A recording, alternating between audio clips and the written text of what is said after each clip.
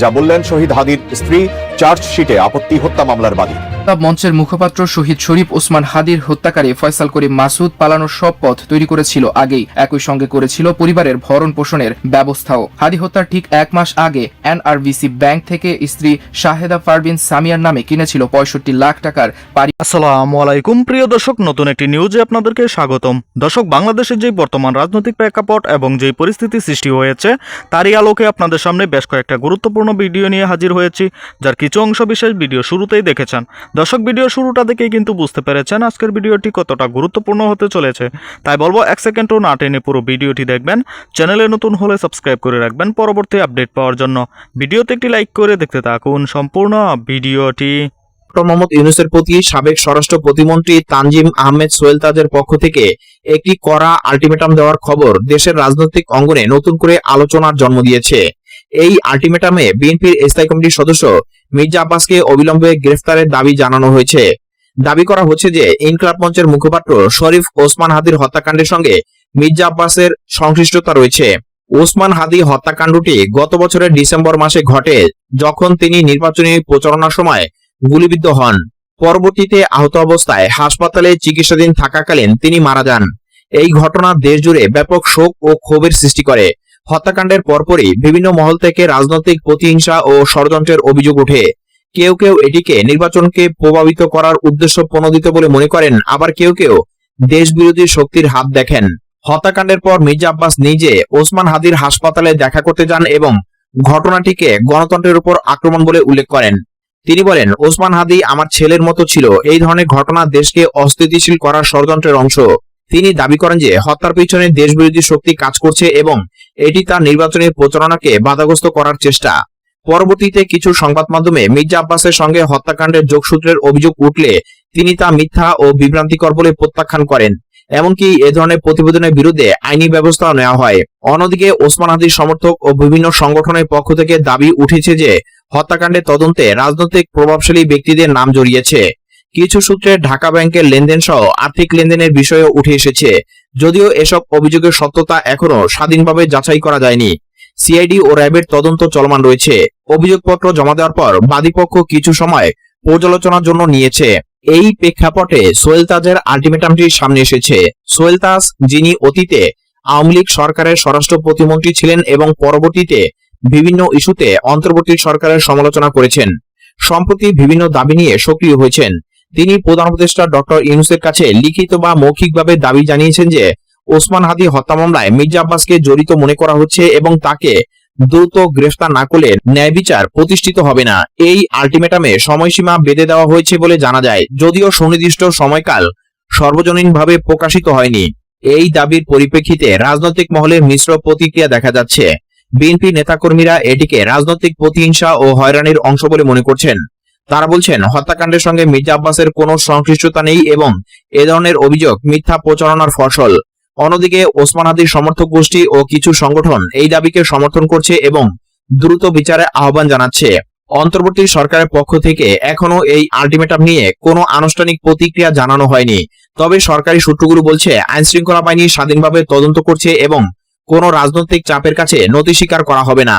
মন্ত্রণালয়ের কর্মকর্তারা জানিয়েছেন যে প্রমাণের ভিত্তিতে যে কোনো গ্রেফতার বা আইনি পদক্ষেপ নেওয়া হবে। এই ঘটনা দেশের রাজনৈতিক পরিস্থিতিতে নতুন মাত্রা যোগ করেছে। একদিকে ন্যায় বিচারের দাবি, অন্যদিকে রাজনৈতিক স্থিতিশীলতা ও নিরপেক্ষ তদন্তের প্রশ্ন। বিশেষজ্ঞরা মনে করছেন, এই ধরনের দাবি দেওয়া অন্তর্বর্তী সরকারের উপর চাপ সৃষ্টি করতে পারে এবং আসন্ন রাজনৈতিক প্রক্রিয়াকে প্রভাবিত করতে পারে। সব পক্ষই এখন তদন্তের অগ্রগতির দিকে নজর রাখছে। দেশবাসী আশা করছে ওসমান হাদির মতো একজন তরুণ নেতার হত্যাকাণ্ডের সুষ্ঠু ও নিরপেক্ষ বিচার হবে এবং দোষীদের আইনের আওতায় আনা যাবে। এই ঘটনা শুধু একটি হত্যাকাণ্ড নয়, বরং দেশের রাজনৈতিক সংস্কৃতি ও বিচার ব্যবস্থার পরীক্ষাও বটে। ইনকিলাব মঞ্চের মুখপাত্র শহীদ শরীফ ওসমান হাদির হত্যাকারী ফয়সাল করিম মাসুদ পালানোর সব পথ তৈরি করেছিল আগেই, একই সঙ্গে করেছিল পরিবারের ভরণ পোষণের ব্যবস্থাও। হাদি হত্যার ঠিক 1 মাস আগে এনআরবিসি ব্যাংক থেকে স্ত্রী শাহেদা পারভিন সামিয়ার নামে কিনেছিল ৬৫ লাখ টাকার পারিবারিক সঞ্চয়পত্র। দেশের বাইরে পালাবে জানিয়ে স্ত্রী সামিয়াকে সেই সঞ্চয়পত্র দিয়ে পরিবার চালাতে বলেছিল বলে ডিবির জিজ্ঞাসাবাদে স্বীকার করেন সামিয়া।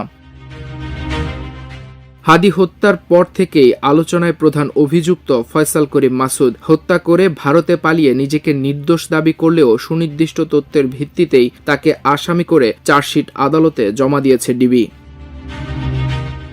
হাদি হত্যায় ফয়সালের নাম আসার পর থেকেই তার ও পরিবারের সদস্যদের ব্যাংক হিসেবের খোঁজে নামে সিআইডি। 53টি ব্যাংক হিসেবে 127 কোটি টাকার অস্বাভাবিক লেনদেনের তথ্যের পর তার সব হিসাব আদালতের নির্দেশে অবরুদ্ধ করে সিআইডি।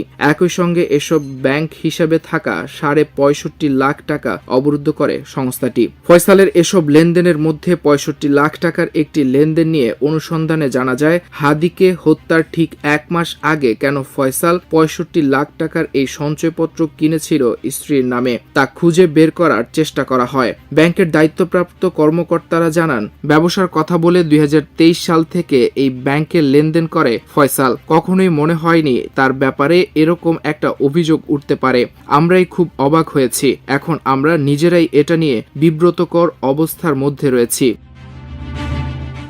তবে লেনদেনের তথ্য বলছে, ফয়সালের ব্যক্তিগত ও প্রতিষ্ঠান অ্যাপেলসফট আইটির নামের হিসেবে গত বছরের 3 নভেম্বর জমা হয়েছিল 42 লাখ টাকা, যা আবার এসেছে মিডল্যান্ড ব্যাংকে থাকা তার অ্যাকাউন্ট থেকে। সেই টাকা একজন পাঠিয়েছে পে অর্ডারের মাধ্যমে। পরে 3 নভেম্বর অ্যাপল আইটির হিসাব থেকে 65 লাখ টাকা দিয়ে স্ত্রী সামিয়ার নামে সঞ্চয়পত্র কেনে ফয়সাল। সিআইডির বিশেষ পুলিশ সুপার জসিমউদ্দিন খান বলেন, ফাইন্যান্সিয়াল ক্রাইম ইউনিট মূল শুটারের অ্যাকাউন্টে অস্বাভাবিক লেনদেনের অস্তিত্ব পায় এবং এই প্রেক্ষিতেই সিআইডির সংশ্লিষ্ট টিম কাজ করে। তারা follow the flow of money principal maintain করে দেখতে পায় অভিযুক্তের অ্যাকাউন্টে বেশ বড় রকমের টাকা লেনদেন হয়েছে ঘটনার কয়েকদিন আগে। সেই টাকা সিআইডির আবেদনের প্রেক্ষিতে বিজ্ঞ আদালত ফ্রিজ করেছে। এদিকে ঢাকা মহানগর গোয়েন্দা পুলিশ সামিয়াকে জিজ্ঞাসাবাদে জানতে পারে ফয়সাল দেশ ছাড়বে জানিয়ে পরিবারের জন্যই এই টাকা রেখে গিয়েছিল। ডিএমপির উপকমিশনার মোহাম্মদ তালেবুর রহমান বলেন, শহীদ শরীফ ওসমান হাদি হত্যাকাণ্ডের ঘটনায় একজন এক ধরনের ভূমিকা পালন করেছে। কেউ ঘটনার পূর্ববর্তী সময়ে সেগুলো জানা সত্ত্বেও গোপন করেছে, আবার ঘটনার পরবর্তী সময়ে কেউ অভিযুক্তদের পালিয়ে যেতে সহায়তা করেছে, কেউ আবার অস্ত্র সরবরাহ করেছে এবং সেগুলো লুকানোর ক্ষেত্রে অনেকে ভূমিকা রেখেছে। সেগুলো আমরা বিবেচনা করেছি এবং সেই অনুযায়ী যার যার ভূমিকা সেই ভিত্তিতেই আমাদের চার্জশিটে দাখিল করা হয়েছে। এদিকে ফয়সালের দেশের বাইরে দুবাইয়ে সম্পদ থাকার তথ্য পেয়েছে তদন্তকারীরা। সেই বিষয়ে তথ্য চেয়ে চিঠিও পাঠিয়েছে সিআইডি। মাল্টিমিডিয়া ডেস্ক, আমার দেশ। প্রিয় দর্শক, সম্পূর্ণ ভিডিওটি দেখলেন, অবশ্যই বুঝতে পেরেছেন ভিডিওটি গুরুত্বপূর্ণ ছিল। দর্শক, এই ভিডিওতে যে তথ্যগুলো আপনারা পেয়েছেন এ বিষয়ে আপনাদের কি মতামত তা অবশ্যই কমেন্টে জানাবেন এবং পরবর্তী আপডেট ভিডিওগুলো সবার আগে পেতে চ্যানেলটিকে এখনই সাবস্ক্রাইব করে রাখুন। এই মুহূর্তে বিদায় নিচ্ছি, দেখা হবে পরবর্তী কোনো ভিডিওতে। সে পর্যন্ত ভালো থাকুন, সুস্থ থাকুন। আসসালামু আলাইকুম।